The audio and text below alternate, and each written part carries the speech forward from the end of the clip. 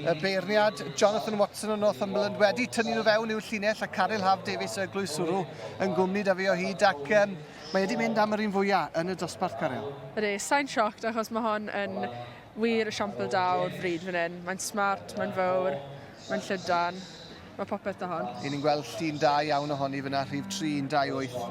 A'r lled na fel sonies di yn yr ysgwydd a'r pŵer na trwyddi draw yn does? Ydy, mae'n cario popeth trwyddi. Paul Dawes sydd wrth ei phen hi. Byddwn ni'n gweud bod yn hapus da'i benderfyniad. Bichus Dinmore yn yn enw hynod o gyfarwydd yma. Adnabyddus iawn. A wedi cael gymaint o lwyddiant yn y sioe. Mae'n fichus eithriadol o dda.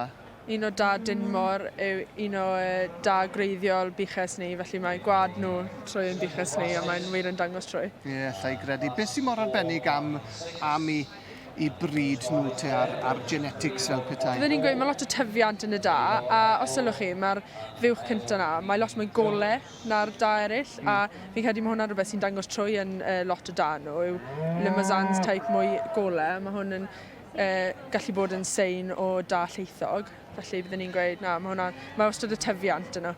Fe fel yna mae'r bryd wedi datblygu, fydde ti'n gweud dros y blynyddoedd bod wedi mynd yn fwy gole, achos ni'n gweld yr un ar ei phwysi, yr un 3-3, mae hwnna tipyn twyllach yr enghraifft. Fi'n credu mae'n jyst yn dibynnu... sydd yn yr ail safle nawr. Ie, mae'n jyst yn dibynnu hefyd pwy fath o teip mae pobl yn dewis. Mae tarwod tywyll a mae rai tarwod gole hefyd, ond na, mae hwnna'n un smart hefyd, y lliw twyllach. Ydy. Jyst dibynnu beth mae pobl yn licio.